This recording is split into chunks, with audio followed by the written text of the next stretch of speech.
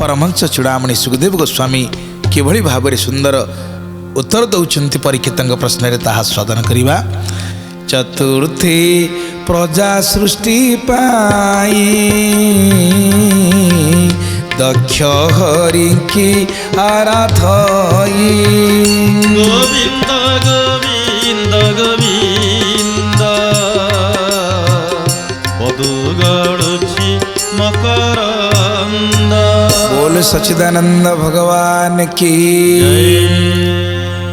भगवान वेद बर ब्रह्मा जहाँकर भगवान आदेश रे जे सुंदर सृष्टि की निर्माण करिसंती से ब्रह्मांकर पुत्र होइचंती दक्ष। किभଳି भाବରେ ସବୁ କାର୍ଯ୍ୟରେ से दक्षता तांकर थिबारु तांको नाम दिया जाइतला दक्ष। सेही दक्ष जतले प्रजा सृष्टि करिया पई चाहुचंती सृष्टिकर्ता भगवान को नारायण को से प्रार्थना करुचंती, हे महाप्रभु आपण होचंती प्रकृति रे सृष्टि स्थिति प्रलयर एकमात्र कारण। आपण होचंती सच्चिदानंद घन विग्रह।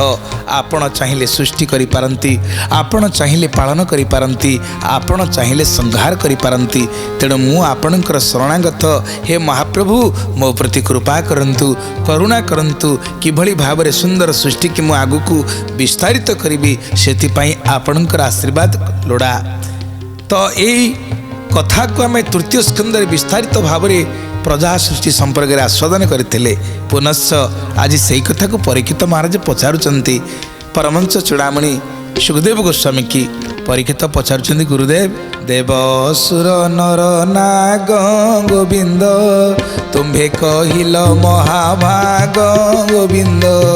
गोविंद गोविंद गोविंद गोविंद पदुगड़ुछि मकरंद गोविंद। मृग पक्षी सृष्टि जेते गोविंद कहिल मोहर ग्रते गोविंद। गोविंद गोविंद गोविंद गोविंद पदुगड़ुछि मकरंद गोविंद। जेते स्वयंभू मनंतरे गोविंद संक्षेप कहिल मोहरे गोविंद। गोविंद गोविंद गोविंद गोविंद पदुगड़ुछि मकरंद गोविंद। बोल सच्चिदानंद भगवान की। परमहंस चूड़ामणि सुखदेव गोस्वामी कहउचंती, हे गुरुवर आपण मते अति संक्षिप्त भाव बिंदु भितर सिंधुर कथा को कही सारी। आपण कही किभଳି भावरे प्रजा सृष्टि हेले दुई पादिया मनीष चतुष्पद प्राणी माने वृक्षलता माने पक्षी माने सरीसृप माने किभଳି भावरे से माने सृष्टि होती आपण अति संक्षिप्त मते आगुरु कही सारी। जेते स्वयंभू मनंतरे संक्षेप कहिल मोहरे। स्वयंभुव मनंतरे जेते सब सृष्टि होता आपण अति संक्षिप्त मते से समस्त कही सारी। जे मनंतरे भगवान जे अनु स्वर्गर विधान। गोविंद गोविंद गोविंद पदुगड़ुछि मकरंद। जे मंत आत्मा शक्ति घेनी सर्जिले प्रभु अंतर्यामी। गोविंद गोविंद गोविंद पदुगड़ुछि मकरंद। से कथा शुणी बाकु मोर श्रद्धा बढ़िला मुनिवर। गोविंद गोविंद गोविंद पदुगड़ुछि मकरंद। बोल सच्चिदानंद भगवान की। केवल आम मानकर कल्याण निमित्त परमहंस चूड़ामणि सुखदेव गोस्वामी को परम विष्णु भक्त वैष्णव कुल सम्राट महाराज परीक्षित प्रश्न उपर प्रश्न पचारि चलीचंती। पचारुचंती, हे गुरुदेव विभिन्न मनंतर रे भगवान आसीचंती एवं तांकर विभिन्न स्वरूप धारण करिचंती। सेही स्वरूप धारण करी सृष्टि स्थिति प्रलयर से एकमात्र कारण हो पारिचंती। आपण अत्यंत संक्षिप्त भाव में मते समस्त कथा कही जे मनंतरे भगवान जे अनुसर्गर विधान जेमंत आत्मशक्ति घेनी सर्जिले प्रभु अंतर्जामी भगवान जिते सुंदर सर्जना करिसंती निज आत्मशक्ति की प्रयोग करी भगवान कौन करिसंती एक बहु श्याम प्रजाय से निजे एक अनेक भाव से प्रजा सृष्टि करिसंती किभली भाव से एक अनेक होइचंती से विषय जानिबा पाई मो भितर बड़ व्याकुलता प्रकाश पाई। हे गुरुवर कृपा करी करुणा करी मते सही कथा को टिके विस्तीर्ण भाव में बुझाई दियंतु। ये थिला महाराज परीक्षितंकर प्रश्न सुखदेव गोस्वामी के प्रति जार उत्तर सारा समाज पाई सारा धरित्री पाई सारा पृथ्वी पाई आम समस्त जन समुदाय पाई एकांत प्रयोजन। परीक्षित को माध्यम करी भगवान निजे सुखदेव रूपरे समस्त समस्यार समाधान समस्त प्रश्नर उत्तर करिसंती। भगवान तो तांकर कथा को काहाकू माध्यम करी कहिबे जेमती अर्जुन को माध्यम करी भगवान कृष्ण श्रीमद् भगवत गीता को कहिले सर्व उपनिषद गावो दुग्धा गोपाल नंदन पार्थ वत्सा सुधरी भक्ता दुग्धं गीता मृतं महत्।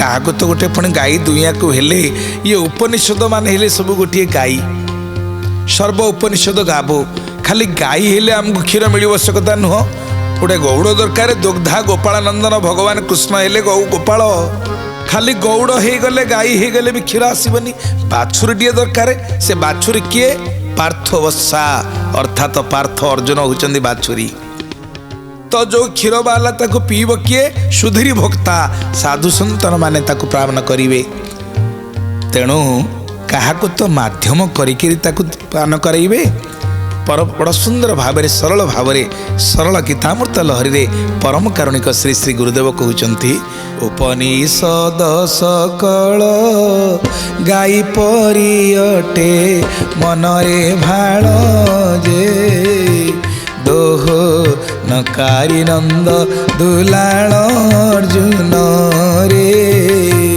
दोह नकारी नंद दुलाल सुजने दोह नकारी नंद दुलाल सुजने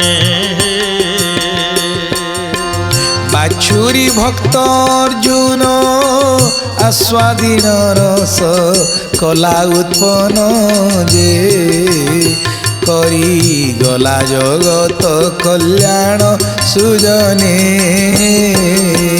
करी गला जगत कल्याण सुजने करी गला जगत कल्याण सुजने साधु सजने से दुग्ध श्रद्धारे पीबे कोई आनंद जे पार हेबे संसार समुद्र सुजने पार हेबे संसार समुद्र सुजने पार हेबे संसार समुद्र सुजने। बोल जगन्नाथ महाप्रभु की सेई कथा को अति सरल भाव संत शिरोमणि जलका महापुरुष कहउचंती उपनिषद सकल गाई परी अटे मनरे भाल दोहनकारी नंद दुलाल बाछुरी भक्त अर्जुन आस्वादीन रस कला उत्पन्न करिगला जगत कल्याण से जो रस उत्पन्न ताको पीबे किए साधु सजन से दुग्ध श्रद्धारे पीबे हुई आनंद से दुग्ध को पान कले कौन हम ना पार हेबे संसार समुद्र ये संसार रूपी समुद्र को पार होगा हेले से गीतामृत को टिके पान करिया को पड़िबो। तेणु भगवान काहाको गोटे माध्यम करी काहाको गोटे मार्ग करी भगवान तांकर अमृतमय बाणी के प्रदान करि थांती। जेमिति आज परमंश चूड़ामणि सुखदेव गोस्वामी परीक्षित को गोटे माध्यम करिसंती कहले हे राजा परीक्षित तमे जो विषय जानिबा को चाहुंच से अमृतमयी कथा को तुम पाखे उपस्थापन कर श्रवण कर। सुत कहउचंदी सनकादि मुनि मानकु राजार प्रश्न सुनी करने आनंदे हरस बदने गोविंद गोविंद गोविंद पदु गळुछि मकरंद मुनि गणे सुनता नृपे कहिले सुख जाहा गोविंद गोविंद गोविंद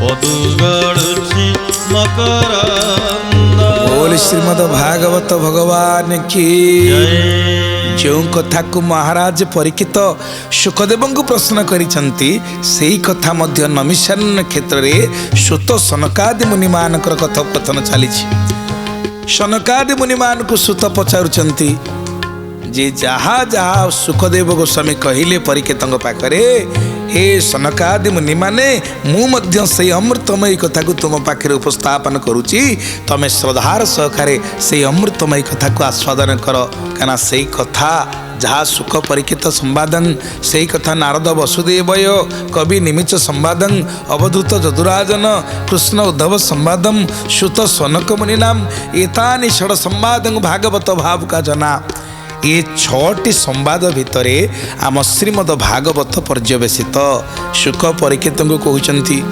कृष्ण उद्धव को कहते सुत सनकादि मुनि मान को कहते यही परंपरा ये परंपरा रे भगवान अमृतमय कथा आम आस्वादन करिवार सौभाग्य प्राप्त होती जेबे प्रचेता भाई दस समुद्र उठी 10 दिश गोविंद गोविंद गोविंद पदु गळुछि मकरंद चाहिले बहु द्रुम मान पृथ्वी कला छादन गोविंद गोविंद गोविंद पदु गळुछि मकरंद बोल सच्चिदानंद भगवान की जय सुखदेव वर्तमान जो कथा कहवाक जाउचंती एई कथा मध्य आमे चतुर्थ स्कंदर 30 अध्याय आस्वादन करथिले जेतले प्राचीन वरिंकर 10 पुत्र सेमाने तपस्या फेरिले देखिले पृथ्वी वृक्षराजी द्वारा विशाल विशाल दुर्मन द्वारा आच्छादित हो जाइछि तेणु तांकर तपस्यार फलस्वरूप से एभली तपस्वी थिले जे क्रोध हो गला तांकर से क्रोधरे तांको पाटिरु अग्नि बाहरिला आउ पवन बाहरिला से अग्नि एवं पवन कौन कला ये जो विशाल काय वृक्ष सब थिले सब वृक्ष को पोड़ी जली ध्वंस करने को लगिला जेतले वृक्ष गुड़ाक पोड़ी जली गला एक कथा हमें चतुर्थ स्कंदरे 30 अध्याय बेस विस्तारित भाव में आस्वादन करिचे तापरे वृक्ष मानकर देवता चंद्र देवता आसी तांको आयत करिया पई प्रार्थना कले जे हे प्राचीन भरी पुत्र मान हे प्रचेत समाने तमे एभली अन्याय अनीति करना अरे वृक्ष माने होचंदी समस्तंकर प्राणबंधु प्रत्येक जीव प्रत्यक्ष भाव में हो परोक्ष भाव में हो समस्त आम वृक्ष उपर निर्भर करिछि खाद्य दरकार वस्त्र दरकार बासगृह दरकार बिना वृक्ष मनीष जीवन बंचिबा तिष्ठिबा संभव नुहे आमे माने समस्ते अंगारकाम्ल छाड़ुचे जीव जगत प्राणी जगत किंतु उद्भिद जगत से अंगारकाम्ल को ग्रहण करुच्ची अम्लजान छाड़ुची से जो अम्लजान त्याग करुचे आमे ग्रहण करुचे आमे जो अंगारकाम्ल छाड़ुचे से ग्रहण करुची ये चक्रवत चली बोली ये सृष्टि रे आज मानव समाज तिष्ठि रही तेणु से दिन मध्य भयंकर रूप धरी प्रचेत 10 भाई जाक जिते वृक्ष सम को नष्ट करने को बसिले कौन है तेणु वृक्ष मानू देखी डोले तपी दीपित कोपानले गोविंद गोविंद गोविंद पदु गळुछि मकरंद मुखरु अग्नि बाऊ दुई सर्जिले वृक्ष क्षय पाई गोविंद गोविंद गोविंद पदु गळुछि मकरंद बोल बोले सच्चिदानंद भगवान की। क्रुद्ध व्यक्ति एवं मृत मनुष्य भितर कौन फरक नाई। एमाने तपस्यार सुना उठिले भगवान विचित्र परीक्षा। जेतोले देखिले वृक्ष गुड़िक विशाल विशाल द्रुम गुड़िक सारा पृथ्वी के आच्छादन करी रखिछि एवं सेमानकर उच्चता नवस्वी आकाश को लंबी जाइछि। यांकर तपस्या क्रोधर रूप नेला। जो क्रोधानल ये जर्जरित ही तांकर मुखार बिंदरु कौन बाहरिला? अग्नि बाहरिला आउ वायु बाहरिला। तो से भयंकर अग्नि मुखरु अग्नि वायु दुई सर्जिले वृक्ष क्षय पाई। ये समस्त वृक्ष को क्षय करिया पाई जदिओ निया लागिछि पवन से दिगरे अनुकूल दिगरे बहिला। जदि निया लागिछि पवन अनुकूल दिगरे बहिला ताले सरिला। आजिकाली भी देखंतु सारा पृथ्वी वर्तमान उत्तप्त ही चलीछि। विभिन्न देश रे वनाग्नि लागिछि, जंगल भितर अग्नि लागिछि। से अग्नि की निर्वापित करिया पाई बहु श्रम करिया को पड़ुछि, ताहा मध्य संभव होई पारु नाही। एभली भाबरे चालीचलन हवा दरकार जेमिति आमे बिना कारण रे अग्निर व्यवहार करिबा नाही। बिना कारण रे अग्नि संयोग करिबा द्वारा बहुत क्षति साधन होई थाए। सही अग्नि देखंतु ब्राह्मण देवता मंत्र उच्चारण करी आवाहन संस्थापन सन्निधान सकलीकरण इत्यादि ध्यान मुद्रा मंत्र पढ़ी अग्नि के आवाहन करुचंती। से अग्नि जगतर कल्याण पाई यज्ञात भवति पर्जन्य पर्जन्य यज्ञ संभव। यज्ञ अग्नि के आह्वान करा जाउछि। अग्नि मुखरे देवता मान को आहुति प्रदान करा जाउछि। जदि से अग्निर दुर्व्यवहार कले दुरुपयोग कले ताकू का घरे लगेले का शाड़ी लगेले ताले कौन हम ताहा आमर मंगल विधान करने परिवर्ते आम मानकर अमंगल साधन करिव। आम समस्त भितर अग्नि अच्छी। जदि अग्नि नथंदा आम जहाँ खाऊचे ताकू हजम करि पारंते नहीं। बाहर अग्नि भितर मध्य अग्नि। पिंड ब्रह्मांड एकमत जानती सुज्ञानी पंडित। आम पिंडे अग्नि जलुची से कई कई कहती भोक लगे मो पेट जलुची बोली। पेट जलुची हाँ जले केमती भोक लगे। तो जदि भोक नहला जानिब जे अग्नि आपण भितर काम दौनी ताको गोटे रोग बोली धरा से ओडिया से रोगर ना हूँ अग्नि मांद्य जहाँ इंग्राजी रे इनडाइजेशन बोली कह जाए। तेणु आम समस्त भितर अग्नि अच्छी। आ मापिया थर्मोमीटर रही। जदि आम सेल्सियस स्केल रे मापिबा समस्त शरीर साधारण तापमात्रा होची 37 डिग्री सेंटीग्रेड साधारण तापमात्रा। जदि फेरेनहाइट स्केल रे मापिबा 98.4 फेरेनहाइट स्केल रे साधारण तापमात्रा। बढ़ीगले आम उत्ताप बढ़ीगले ज्वर हुए बोली कह जाए। से औषध खाइबा को पड़े कमिगले क्षतिकारक होता है। तेणु भगवान आम समस्त सृष्टि करिसंती निर्दिष्ट परिमाणर अग्निर व्यवहार पाई। किंतु ताठू अधिक आब ताठू कम आम जीवन पाई हानिकारक। आज प्रचेत दश भाई अत्यंत कोप करने द्वारा देखंतु अग्निर किभଳି दुरुपयोग हैला। तांको मुखरु अग्नि बाहरिला वायु बाहरिला आ से वृक्ष को क्षय करिया पाई लागी पड़ले। पवन अग्नि रे दहन वृक्षे होइले जहु क्षीण। गोविंद गोविंद गोविंद पदु गळुछि मकरंद। ता देखी सुण परीक्षित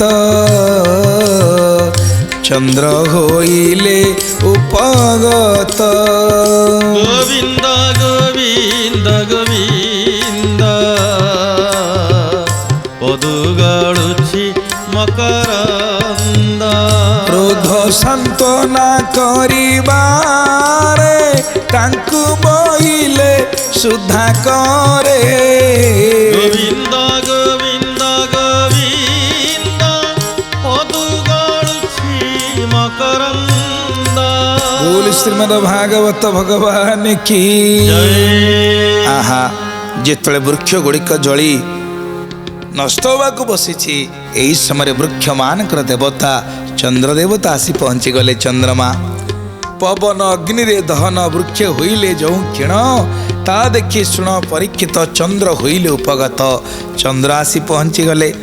क्रोध सांत्वना करिबारे तांकु बोइले सुधा करे। कहले हे प्रचित सगण क्रोध को शांत कर शांत कर शांत कर। आमे आकाश मार्गे सूर्य को दर्शन करुचे चंद्र को भी दर्शन करुचे। सूर्य प्रखर किरण दियंती तेजदीप्त किरण प्रदान करती किंतु चंद्र उदय हेले शांत किरण शांति प्रदान करती। राति बेला आमे से ठंडा अनुभव करे आ दिन बेला उष्मता गरम अनुभव करे। तेणु चंद्रमा पाखु शीतल वाक्य बाहरला ठंडा वाक्य बाहरला से बुझेदेले कहला रे बाबा कौन करुचे तुम्हें। हाँ तमें मैंने बहुत तपस्वी कथा अस्वीकार करा जाई पारे ना।